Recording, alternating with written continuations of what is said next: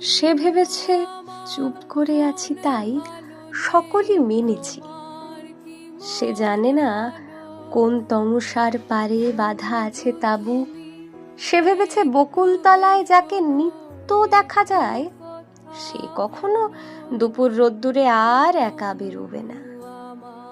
সে ভেবেছে জীবন দিয়েছে যাকে হলদে ঝুমঝুমি, খেলা ঘরে যার বেলা টুকিটাকি সান্ত্বনা পেয়েছে সে কখনো দেখাবে না দুহাতের সোনালি শৃঙ্খল।